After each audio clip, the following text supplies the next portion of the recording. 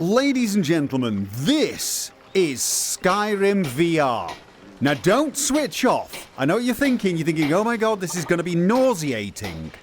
Hopefully not. Hopefully this will actually be a reasonably pleasant experience. I'm going to make it as pleasant as I possibly can because I want to show you a program that I'm using to make the whole thing steadier. Again, you know, more pleasant for you to view. And that program is called LIV.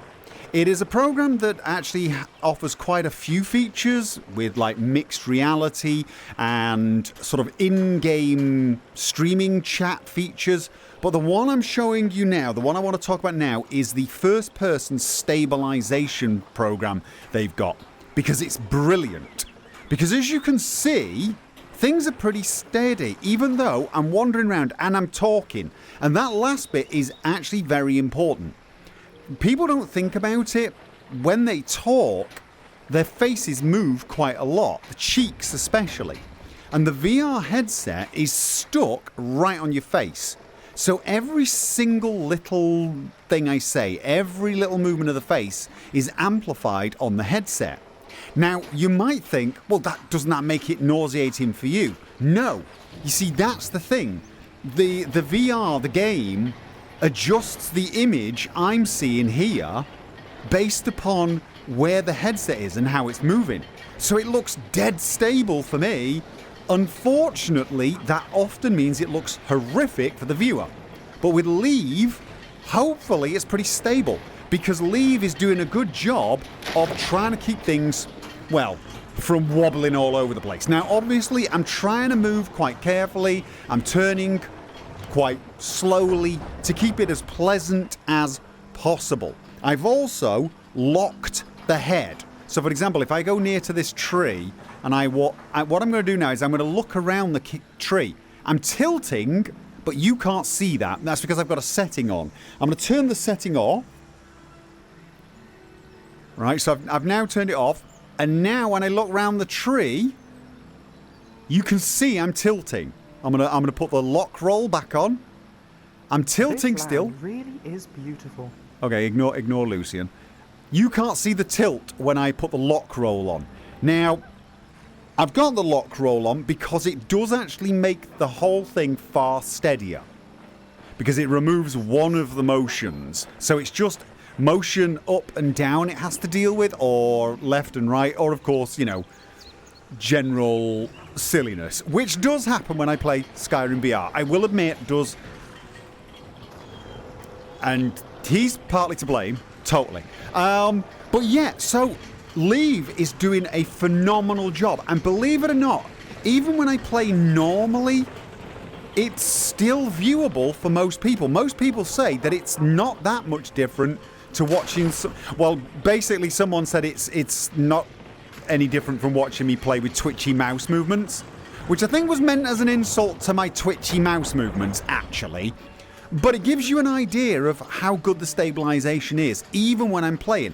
And I am playing a character that is very energetic. He's boisterous, he's emotive, he likes to wave his hands all over the place, he likes to point, he likes to tilt his head, he moves a lot. It's probably the worst possible character to watch in VR, but it's definitely the most fun character to play in VR, especially with the hands. It's brilliant being able to gesticulate with your hands.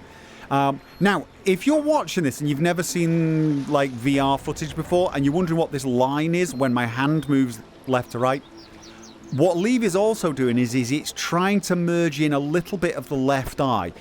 The most of the screen is taken up with the right eye, but so you get a slightly wider field of vision, it puts some of the left side in as well, but it's not perfect. And objects that are close, you'll see them transition. It's not as noticeable looking at the distance, and that's basically the reason for doing it. It gives you more of a feeling of being there.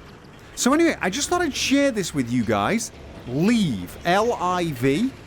Brilliant little program. If you are using VR and you're trying to show your friends a game, this program will help if it's a game that doesn't come with stabilization. Some games come with stabilization views, for example, Half-Life Alyx, Phasmophobia does a really good job of it, but most games don't. Skyrim is one of those games.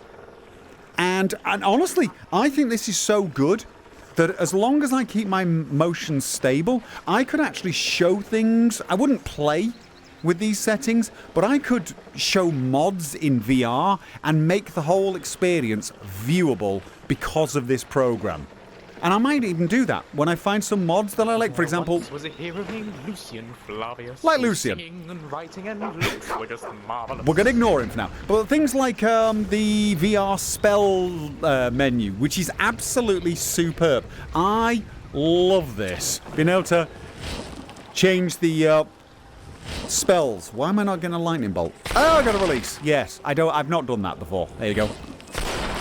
By the way, spellcasting in VR, ton of fun. Ward, lightning bolt, but you can do the lightning bolt any direction you want. You don't have to do it in the same direction. Absolutely brilliant fun. The full body mod, which is way more fun than it should be, for reasons that I will not go into.